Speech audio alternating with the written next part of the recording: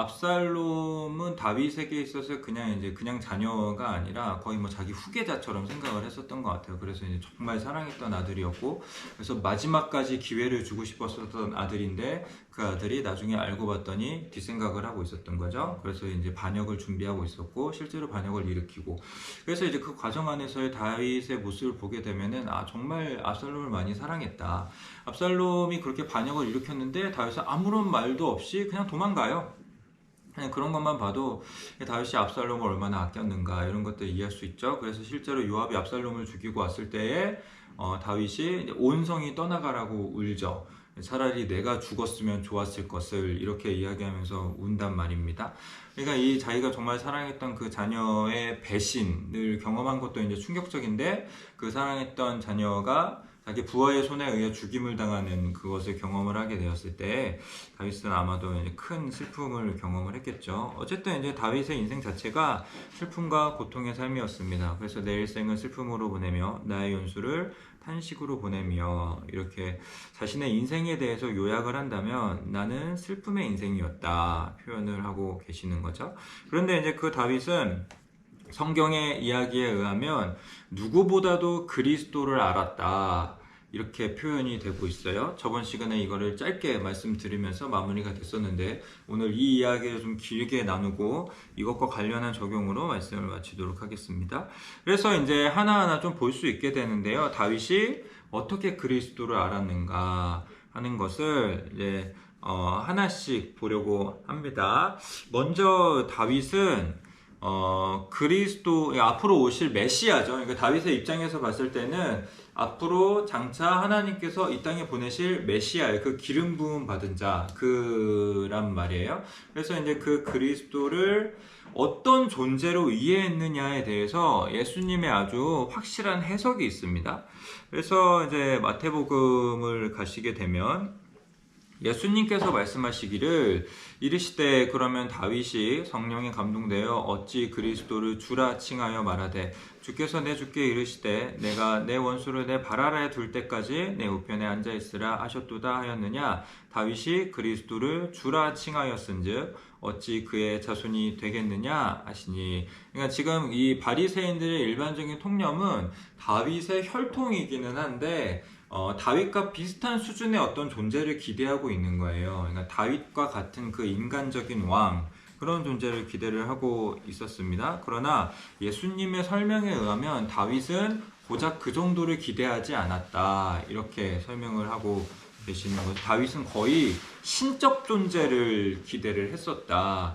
그래서 이제 제가 이 본문을 좀 그렇게 눈여겨보지 않기 전까지는 그냥 그랬나 보다 이렇게 생각을 했는데, 예수님의 이 말의 그 의미는 좀 그게 아닌 것 같아요. 예수님은 아마도 거의 다윗이 하나님의 아들이, 그러니까 그 신적 존재가 이 땅에 올 것으로 다윗이 진짜로 그렇게 기대했다는 것을 말씀하시는 것처럼 보인다는 거죠.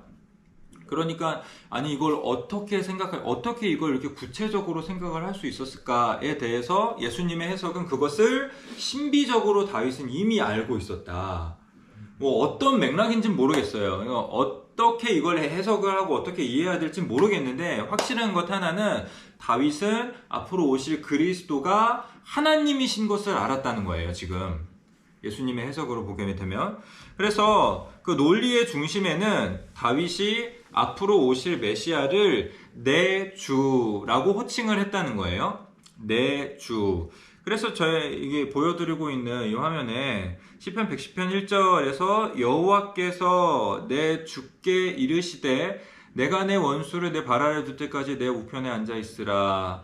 내 주께 이르셨다. 여호와께서 그렇게 하셨다. 근데 이게 히브리어로 보게 되면 여기죠. 이제 시편 110편 요 부분이 일단 이게 지금 포인트예요. 예수님의 말씀 안에서 다윗이 이렇게 얘기하지 않았냐 이렇게 말씀을 하셔. 요게 이제 히브리어인데 아시겠어요? 오른쪽에서부터 네, 여기서부터 이렇게 읽는 거죠. 히브리어는. 네, 요거는 좀 익숙한 단어죠. 이건 뭐 같아요? 여호와겠네요. 네, 야훼입니다. 오, 약간 이건 네네네. 이분은 읽으셨네요. 예, 다른 분들은 추측을 하고 계셨는데, 역시 신학생. 네, 이것도 사실은 살짝 유명한 단어예요. 근데 여기서는 조금 변형어로 표현이 되고 있는데, 이게 아돈이라는 단어예요. 어떤 단어인 것 같아요? 아돈. 아도나이의 변형형이에요. 그러니까 지금 여기서는 시편 110편에서 여호와께서 내 주께, 다윗의 입장에서 볼 때 이 주는 앞으로 오실 메시아거든요. 여호와께서 내 주께 이렇게 표현을 하는 이게 야훼 아돈 이렇게 표현이 되어 있단 말이에요. 근데 이 아도나이라는 단어가 이게 다윗의 시를 보게 되면은 일반적으로 사람한테 붙이는 표현은 아닙니다. 그래서 이제 동일하게 8편 1절을 보게 되면 여호와 우리 주여 이렇게 되어 있죠. 여기도 똑같이 이게 야훼, 이게 이제 아도나 이렇게 되어 있는 표현이, 이게 똑같은 다윗이 지금 시에서 하나님을 향하여서 아도나이라고 표현을 하는 거예요. 그러니까 이 단어와 이 단어는 뭔가 이제 수준의 차이가 있는 대상을 가리키는 게 아니라는 거죠. 이건 지금 동급의 대상을 가리키고 있는 거예요. 그러니까 실제로 이 시편 110편을 다윗이 이야기를 하고 있었을 때 여호와께서 내 주께 이렇게 이야기할 때 그것은 정말 그 대상을 하나님 같은 존재로서 인식을 하고 있었음을 표현을 하고 있는 겁니다. 저희는 히브리어를 모르니까 그냥 이제 예수님이 이렇게 해설을 하게 되었을 때 그냥 그런가 보다 이렇게 느낄 수 있고 별로 그렇게 크게 와닿지 않을 수 있는데, 이 히브리어를 보고 있는 사람들은 이게 같은 거라는 걸 알고 있어요. 그렇기 때문에 이 시편 110편 자체가 이미 그 유대 사회 안에서 난해 구절로 유명한 구절이거든요. 그러니까 이제 예수님께서 이것을 이렇게 해석을 하시면서 봐라, 너희가 그 이해 못하는 그 구절 있지, 이거 사실은 다윗이 앞으로 올 그 메시아를 신적 존재로 이해하고 있었음을 말하고 있는 거다, 이렇게 표현을 하고 계시는 겁니다. 그러니까 다윗은 그 메시아를 기다렸던 거예요. 나의 하나님 어서 이 땅에 오시옵소서. 이거 정말 이제 다윗의 마음 안에 기대하고 있었던 겁니다. 그러니까 지금 예수님은 이 말씀을 하시면서 이것을 듣고 있었던 바리새인들에게 하고 싶었던 말씀은 뭐냐 하면은, 너희가 앞으로 오실 메시아를 어떤 존재로 기대를 하고 있냐. 근데 그 앞으로 오실 메시아를 기대하는 수준이 결국엔 그 사람의 믿음의 수준이겠죠. 그러니까 너희는 고작 그 이 땅의 그 왕 정도를 기다리고 있냐. 다윗은 그러지 않았다, 이렇게 도전하고 계시는 거예요. 다윗은 정말 하늘의 그분이 이 땅에 오기를 기대하고 계셨다. 너희는 어떤 믿음으로 인생을 살아가고 있냐, 이렇게 도전하는 것 같은 그 본문입니다. 어쨌든 이제 맥락에서 저희 말씀드리고 싶은 것은, 다윗은 그렇게 그리스도를 알고 있었다는 거예요. 그러니까 신적인 존재로서 이 땅에 오실 분을 알고 있었죠. 근데 이제 이것뿐만이 아니라 다윗은 실제로 메시아께서 이 땅에 오셔서 어떤 종류의 일들을 하실 것인지에 대해서 이해하고 있었던 것처럼 보여요. 그래서 이제 이 본문을 보시게 되면 예수님께서 다윗이 이걸 어떻게 알았냐 이렇게 말씀을 하실 때 성령에 감동되어 이렇게 표현을 하고 계시는 거죠. 성령에 감동되어. 그리고 사무엘하 23장에서 이게 이제 다윗의 유언이 담겨 있는 그런 장이거든요. 그래서 여호와의 영이 나를 통하여 말씀하시며, 그러니까 그냥 인간적인 이해로 어떤 그 역사와 어떤 이제 상황과 앞으로 될 일들을 이렇게 내가 깨달았는데 메시아가 이런 분이시더라, 이런 식으로 이해했다는 게 아닌 거예요. 지금 다윗은 그 하나님 앞에 그 하나님의 깊은 임재 안에서 성령의 도우심 안에서 이것을 볼 수 있었다는 걸 의미하고 있는 겁니다. 실제로. 그러니까 정말 신비적 차원에서 이 비밀을 알았었던 거죠. 그러니까 일반인들에게는 알려지지 않았던 그런 비밀스러운 경험과 이해가 다윗의 인생 안에 있었다. 이 성령에 감동되어 이렇게 표현하는 그것은 정말 하나님께서 그를 아주 깊이 만나주셨고 하나님께서 그에게 직접적으로 말씀하신 것이다, 이런 종류의 이 의미를 주고 싶으신 거거든요. 그러니까 그 다윗은 정말 그렇게 메시아를 알 수 있었던 거죠. 그런데 이제 이걸 보시게 되면 다윗이 메시아가 어떤 분이신지에 대해 그분이 하실 일을 이해하고 있었던 것처럼 보여요. 그래서 아래쪽에 써 있지만 사도행전 2장 34절인데요.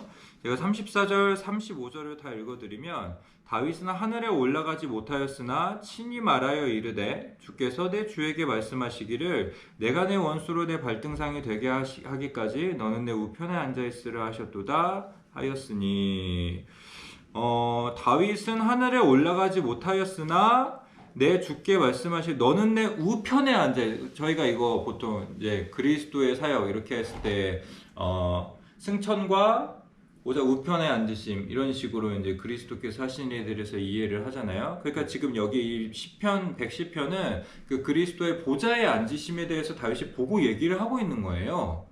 실제로. 그래서 이것을 어떻게 지지할 수 있냐면 베드로가 그것을 그렇게 해석을 하고 있었다는 거죠. 사도행전에서 봐라 다윗은 하늘로 올라가지 못했다. 그런데 다윗은 그렇게 시편을 써내려가고 있다. 이것은 분명히 앞으로 오실 메시아가 그 위치로까지 올라갈 것을 기대했고 그것을 바라본 것이다. 이렇게 얘기를 하고 있는 거예요. 그러니까 다윗은 예수 그리스도의 승천과 보좌 우편에 앉으심을 보았던 겁니다. 그러니 이제 예수님께서 승천하시고 보좌 우편에 앉으셨던 건 우발적 사건이 아니에요. 만약에 이것을 다윗이 보았다면 어땠을까? 시편 110편에서 그렇게 내 주께 이르시기를 우편에 있으라 이렇게 노래했었던 그것을 알고 그것을 기대했었던 보좌 우편에 앉는다는 건 어떤 의미예요? 그러니까 온 우주의 그 하나님의 대리 통치자로서의 그 직권을 받는 것을 의미하고 있는 거거든요. 그러니까 예수님께서 승천하시고 보좌 우편에 앉으시는 이 사건을 다윗이 아마 보고 있었으면은 아마 다윗에겐 새로운 일처럼 보이지는 않았을 겁니다. 우리의 메시아께서 드디어 올라가셨도다. 이렇게 아마 목이 터져라 찬양을 했을 거예요. 근데 제자들은 멀뚱멀뚱 쳐다보고 있었죠. 이게 이제 제자들의 한계였고, 그러나 이제 다윗은 그것을 진짜 보고 있었던 거예요. 그러니까 우리의 메시아께서 드디어 온 우주의 왕으로서 좌정하셨도다. 이렇게 승천을 보면서 찬양을 했을 겁니다. 다윗은 다 보고 있었죠. 또 이제 부활에 대한 이야기 있네요. 동일하게 사도행전 2장 30절에서 이거는 조금 알고 계시는 본문일 거예요. 그래서 이제 베드로가 이야기하기를 그는 다윗 얘기예요. 시편 16편을 가지고 와서 말씀을 하시는 것인데 선지자라 하나님이 이미 맹세하사 그 자손 중에서 한 사람을 그 위에 앉게 하리라 하심을 알고 미리 본 고로 그리스도의 부활을 말하되 그가 음부에 버림이 되지 않고 그의 육신이 썩음을 당하지 아니하시리라 하더니 미리 본 고로 다윗이 미리 보았다. 이렇게 베드로가 아주 정확하게 해설을 하고 있죠. 뭘 미리 보았다고요? 부활.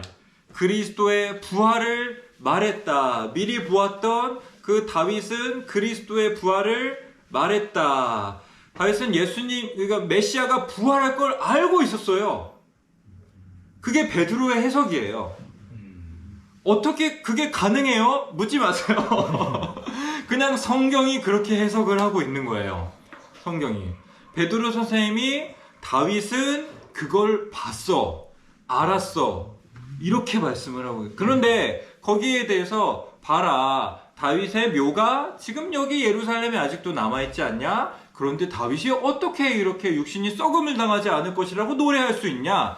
이 본문을 가지고 와서 이건 그리스도의 부활에 대해서 다윗이 미리 본 거야. 이렇게 표현을 하시는 겁니다. 그럼 십자가 얘기로 또 와보도록 합시다. 지금 이제 하나씩 이제 보려고 하는 거예요. 다윗이 정말 메시아의 그것을 보았고 알았는가. 이게 지금 주요 맥락인 겁니다. 다윗은 그럼 십자가를 알았는가? 당연히 알았겠죠. 그래서 이제 이것은 예수님의 언어 안에서 너무 명백하게 표현되는데, 마태복음 27장에 이거 이제 가상칠언 했을 때 그 본문이잖아요. 제9시쯤에 예수께서 크게 소리질러 이르시되 엘리 엘리 라마 사박다니 하시니 이는 곧 나의 하나님 어찌하여 나를 버리셨나이까 하는 뜻이라. 이 엘리 엘리 라마 사박다니 나의 하나님 어찌하여 나를 버리셨나이까, 이 본문이 어디 있는 본문이라고요? 지금 시편 22편. 이것은 사실 이제 예수님께서 하나님을 향해서 정말 이제 그렇게 울부짖으신 거죠. 정말 이제 그분을 향해서 간절히 탄원을 하신 건데, 네, 그것과 함께 이중적인 의미를 가지고 있어요. 이것을 말씀을 하시는 것을 통하여서 시편 22편 전체를 그것을 듣고 있었던 사람들에게 떠올리게 하시려는 예수님의 장치였죠. 어젠가? 그제인 것 같은데 광호 형제랑 좀 재밌는 대화를 나눴었는데, 노래는 몇 년이 흘러도 가사가 잘 잊혀지지는 않는다 이런 얘기를 하다가 또 이제 얘기를 했던 게, 근데 첫 구절이 생각이 안 나면 그 노래가 또 생각이 안 난다. 그런데 첫 구절이 떠오르면 그 노래가 전체가 생각이 난다. 이게 이제 저희의 재미있는 대화의 요지였거든요. 노래라는 건 정말 그러는 것 같아요. 그러니까 첫 구절이 거의 그 노래의 핵심이죠. 그러니까 제일 어려운 게 경찰제 레카 할 때도 어려운 게 뭐예요? 첫 구절 맞추는 거잖아요. 근데 이제 첫 구절이 생각이 안 나면 노래가 생각이 안 나. 약간 이런 것들이 우리가 레크 하면서도 경험을 할 정도로 노래는 이제 그런 의미를 가지고 있죠. 시편 22편은 유대인들에게 그런 노래인 거예요. 그러니까 첫 구절이 오면은 이 시편 22편 전체가 생각이 나는 겁니다. 그리고 실제로 이제 이 시편 같은 경우에는 그들이 제2행사에서 부르는, 그러니까 성전을 올라가면서 부르던 노래, 이렇게 이 시편 22편의 부제가 달려 있거든요. 그러니까 이 사람들의 이거 이제 항상 부르던 시편이에요. 그러니까 예수님께서 이 말씀 이렇게 딱 하시게 되면은 그들이 이제 떠올리게 되는 게 시편 20편이네, 이렇게 그게 떠오르게 된다는 겁니다. 그러니까 예수님께서 마지막까지 하셨던 것은 사실 성경 공부하신 거죠. 시편 22편이 생각나면은 이 말씀들이 생각이 나는 거예요. 나는 벌레와 사람의 사랑의 비방거리 백성의 주렁거리니라. 그들이 나를 오르시 악한 무리가 나를 두고 내 수족을 찌르나이다. 내 겉옷을 나누고 속옷을 제대히 뽑나이다. 그러니까 정말 시편 22편 생각나는 사람들은 아마 소름이 돋았겠죠.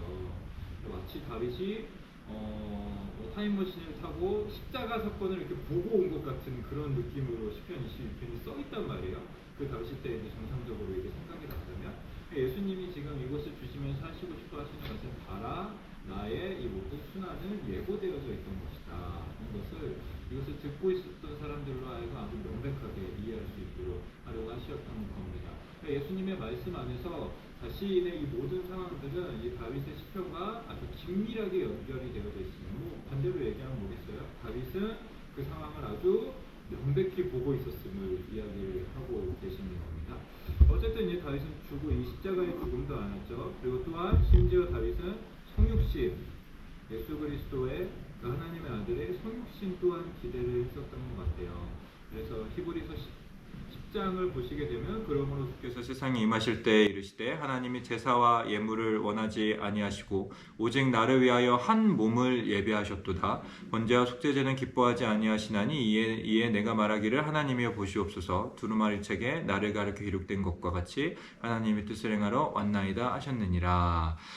이게 지금 이제 시편 40편을 가지고 와서 히브리서 기자가 읽어봐라, 지금 한 몸을 예비하시지 않았냐, 그렇게 메시아가 오신 것이다. 그러니까 그 메시아의 성육신이었던 거죠. 이 다윗은 이걸 다 이해하고 있었던 거예요. 요점은 뭐냐 하면은 이 모든 다윗에 대한 해석이 하나님의 말씀, 그러니까 신약이 다윗의 시편을 이렇게 다 해석을 하고 있는 거예요. 그러니까 다윗은 일반적인 이해와 깨달음으로 메시아에 대해서 알고 있었던 것이 아니라 누구보다 확실하게 깊이 있게 신비롭게 그 메시아를 이해하고 있었던 겁니다.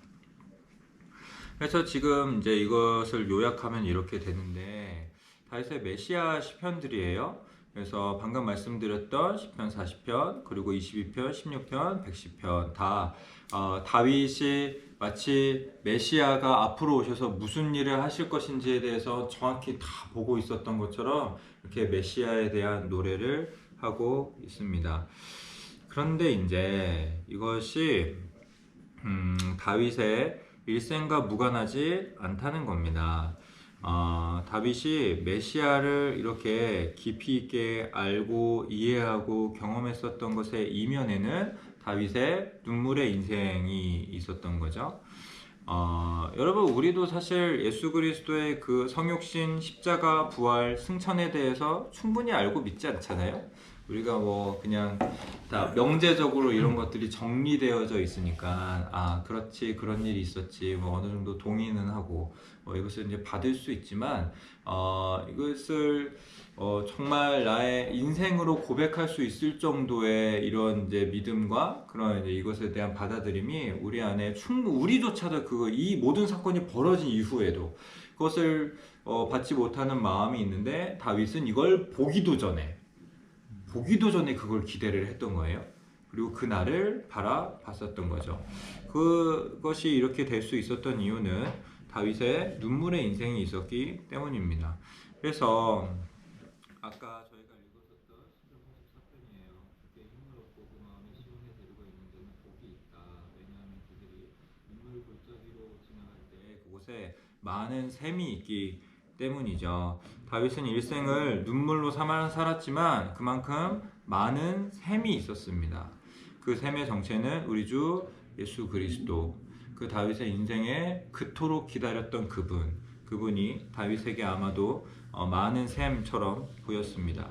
다윗은 보통 사람이 경험하지 않을 만한 고통과 아픔을 많이 경험을 했어요. 우리가 뭐 저번에도 그런 얘기했지만 다윗 하면은 뭔가 승리와 정복이 먼저 생각이 난단 말이에요.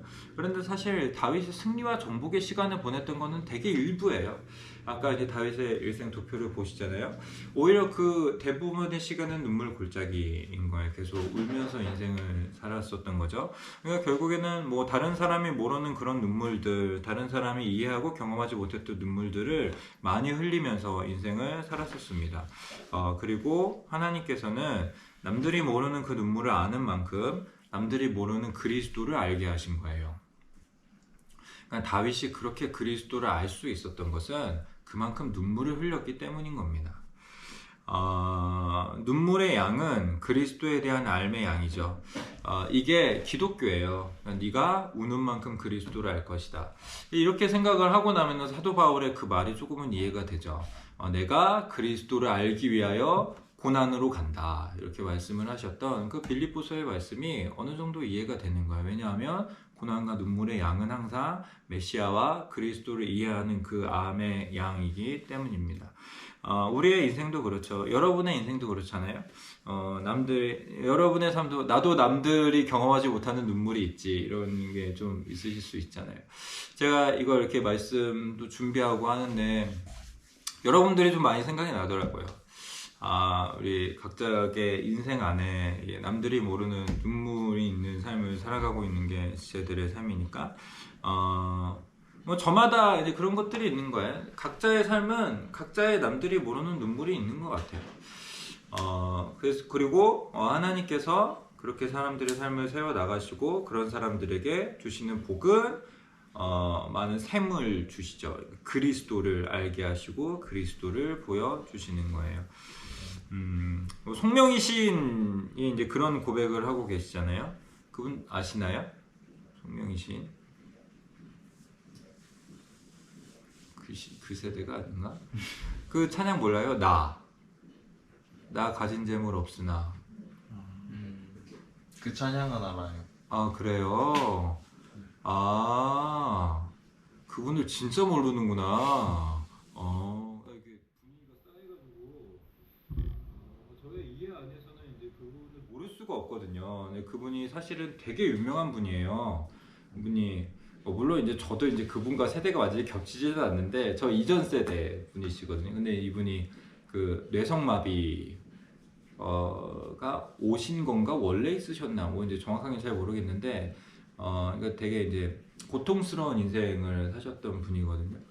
그분이 지금 나 가진 재물 없으나 공평하신 하나님이 나에게 없는 것, 이제 내게 없는 것, 또 이제 사람들에게 없는 것 내게 있게 하신다, 이렇게 고백하는 그 노래를 쓰셨던 거예요. 그분이 이제 뭐 최근 근황이 좀 궁금해서 이렇게 찾아보니까 연세가 엄청 많이 드셨대요. 근데 아직 소천하시지는 않으신 것 같더라고요. 근데 뭐 64년생인가? 그러셨던 것 같은데.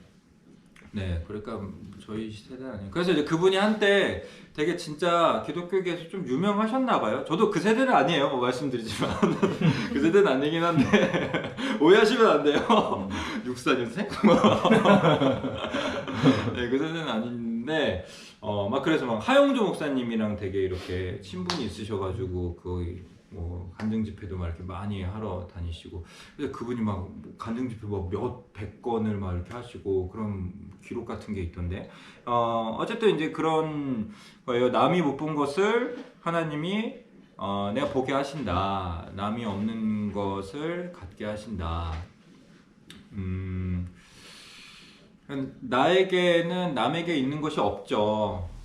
건강이 없고 뭔가 안정적인 삶이 없고 부유함이 없고 그럴 수 있죠. 뭔가 어떤 은사도 없고 그런데 그게 없는 게 공평하신 하나님으로 고백하게 만든다는 거예요. 왜냐하면 그게 없기 때문에 하나님께서 남이 없는 무언가를 내게 가지게 하셨다. 결국 그분이 그걸 고백하시면서 말하고 싶은 게 뭐예요? 남에게는 없는 것이 내게 있는데 그게 바로 예수 그리스도시다. 이렇게 고백하고 싶은 거 아니겠겠어요? 뭐 남에게 없는 돈이 내게 있다, 뭐 이렇게 남에게 없는 계좌가 내게 있다, 뭐 이렇게 얘기하고 싶으셨던 건 아닐 거 아니에요? 나 돈 없고, 나 건강 없고, 나 뭐 잘 나가지도 않고, 특별한 것도 없는데, 그런데 예수가 내게 있다. 이것을 고백하라고 하시는 거죠. 하나님은 정말 그렇게 우리의 삶을 이끌어 가시고, 실제로 이제 그렇게 그리스도를 알아가게 하시는 거예요. 남에게 없는 답답한 눈물이 여러분의 삶에 있을 수 있지만, 그렇기 때문에 알아가게 되는 그리스도의 아름다우심이 있는 거죠. 실제로 뭐 저희 삶만 봐도 남이 모르는 눈물을 많이 알면서 인생을 살잖아요. 그래서 막 이렇게 수요 모임에서 이게 언제까지 제 삶은 이래야 되나요? 지금 뭐 최근에 고백하시는 분도 좀 이렇게 듣기도 하고. 그게 이제 우리가 남들이 모르는 눈물을 흘리면서 삶을 살아가는 거잖아요. 언제까지 대체 나는 이런 상황이 있어야 하나요? 이렇게 남들이 모르는 눈물을 흐르는 삶을 살지만 다윗에게 그렇게 하셨던 것처럼 그리스도를 아는 삶을 주시고, 그 그리스도를 알리시는 것을 통하여서 그 사람이 또 그리스도를 소개하게 하시고 또 다른 누군가에게 그 그리스도로 인한 눈물을 전하게 하시는, 그게 이제 하나님의 방식이죠. 사무엘 루더포드라는 분입니다. 뭐 제가 몇 번 말씀드렸던 것처럼 이제 네, 그래서 이제 그분 그 GM 캠프 때 한번 오신 적이 있어요. 전 되게 반가운데 이제 그분은 저를 처음 보니까 약간 그런 게 좀 쉽지 않더라고요. 좀 아는 척 하고 싶고 이렇게 되게 반가워하고 싶은데 쉽지 않더라고요. 어쨌든 이제 이분이 언제 한번 그 사무엘 루더포드에 대한 논문 심사를 들어가신 적이 있다고 해요. 이분 전공을 하셨거든요. 그래서 어떤 학생이 이제 논문 심사를 하는 거죠. 이 사무엘 루더포드에 대해서 이제 논문을 쓴 어떤 학생이 있었고, 그 학생에 대한 논문 심사를 들어간 적이 있어요. 근데 이제 이 교수님이 한 10년은 논문 심사를 했는데 이런 경우는 처음이었는데요 라고 이렇게 표현하면서 했었던 일이 있었는데, 이 학생이 그 루더포드의 예정론에 대한 질문을 받더니 갑자기 막 울기 시작하더래요. 이게 논문 심사하시는 분이니까 지금 목사님이에요. 그러니까 기준 목사님이에요. 기준 목사님 같은 사람인 거예요. 근데 이게 그 심사하시던 분들 중에 한 분이 이제 질문을 하셨겠죠? 이제 하나님의 예정론이 사무엘 루더포드가 이야기하는 그 예정론에 대한 이야기를 갑자기 하는데 갑자기 대답을 하다가 막 울기 시작을 하는 거예요. 근데 뭐 이게 주체할 수 없이 논문 심사 중에 주체할 수 없이 막 이게 막 진행이 안 될 정도로, 그래서 질문한 사람들도 다 이렇게 당황스럽고 이분 왜 이래? 갑자기 뭐야? 막 이런 상황 속에서 막 이렇게 엉엉 우시는 거죠. 그래서 뭐 진정되고 나서 왜 이렇게 울었냐? 그러니까 이 학생이 대답을 하시는 게 사무엘 루더포드의 삶이 생각이 나서 너무 이제 마음에 감격이 되고 눈물이 났다 이렇게 표현을 했었다고 해요. 그러니까 이분이 이 사무엘 루더파드라는 분이 어떤 삶을 살았냐면 사실 이제 되게 유명한 분이고 뭐 여러분 처음 들으셨을 수도 있지만 사실은 이제 유명한 분이고 되게 뛰어난 분이에요.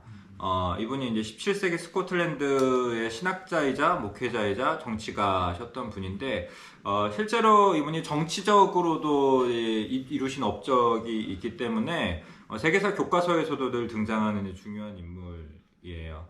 그런데 이분의 인생이 다윗처럼 탄식으로 보냈었던 그런 인생이었습니다. 그러니까 하나님이 크게 쓰시려면 이렇게 인생 살아야 되는가 봐요 라는 생각이 또 좀 드는. 이분이 이제 처음 결혼을 해서 이제 자녀를 낳았는데 얼마 지나지 않아서 다 병들어서 죽고 아그네스라고 하는 딸 한 명 빼고 다 죽어요. 근데 그 과정 안에서 아내도 죽어요. 전 아내만 죽어도 진짜 인생이 힘들 것 같은데 이분은 이제 아내도 죽고 자식들도 다 죽고 이렇게 했었던 거죠. 그것만으로도 되게 고난이 극심하죠. 여러분 사랑하는 사람을 잃는다는 건 뭐 누가 어떤 상황에서 경험을 한다 해도 이제 굉장히 이제 슬픈 거잖아요. 고통스러운 것이고 그렇게 그런 경험들이 있으셨어요. 그런데 또 이제 두 번째 결혼을 해요. 한 과부와 재혼을 하시는데 자녀를 6명을 출산했는데 6명 전부가 사무엘 루더포드보다 먼저 죽어요. 그러니까 뭐 거의 인생이 그냥 이 자녀와 아내를 이제 계속 잃는 이제 그런 삶을 사시는 거죠. 근데 이제 그것만으로도 이제 정말 눈물의 인생인데, 근데 이제 이분이 평생 그 스코틀랜드의 종교적인 자유를 위하여서 투쟁하셨던 분이에요. 그러다 보니까 일평생 계속 고소당하고 유배당하고 마지막에는 이제 저술했었던 책 때문에, 그러니까 이분이 정치적인 그런 활동도 좀 하셔가지고 렉스라고 그 민주주의의 기본 사상을 얘기하는 그런 책이 있는데 그 마지막에 저술한 책 때문에 이제 왕의 친위대가 체포하러 가려고 하는 상황에서 이제 세상을 떠나시게 됩니다. 그러니까 뭐 사실 그렇게 오래 사시지도 않으셨죠. 1년까지 사셨으면 이렇게 오래 사시지도 않은 그런 삶을 거의 뭐 일평생을 그냥 눈물로 이렇게 보냈던 거예요. 그런데 이제 이 그 논문 쓰셨던 분이 이제 감격했었던 부분은 포인트는 뭐냐면은 이렇게 일평생을 눈물로 보냈던 이 사무엘 루더포드가 정말 누구보다도 깊이 있게 하나님의 사랑과 은혜를 찬양한다는 거예요. 그래서 이제 이분이 이렇게 이야기하는데요. 우리는 얼마나 무가치한 존재였는가. 그럼에도 하나님은 우리를 원하신 것이다.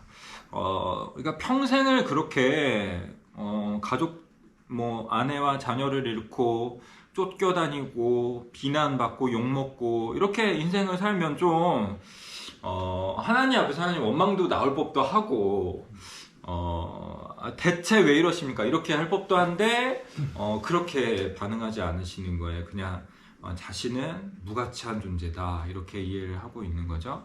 하나님 우리에게 입히신 사랑에 비해 우리의 값어치는 얼마나 낮은가. 그러니까 나 정말 무가치한 사람인데 그런 인생을 살았던 사람이 하나님이 우리를 향하여서 입히신 사랑은 너무나도 깊다 이렇게 이야기를 하고 있어요. 과연 사람이 하나님의 면류관이 된다거나 사람을 얻기 위하여 하나님의 무엇을 걸고 달리며 이들을 경쟁해서 승리하여 상을 얻는다는 것이 있을 수 있겠는가. 과연 무로부터 지음받은 비천한 한 조각 안에 그토록 높이시고 깊으시며 광범하고 오랜 기간에 걸친 계획과 높으신 목표를 담을 수 있는 공간이 있겠는가. 그러니까 그 하나님의 사랑에 대한 찬양인 거죠.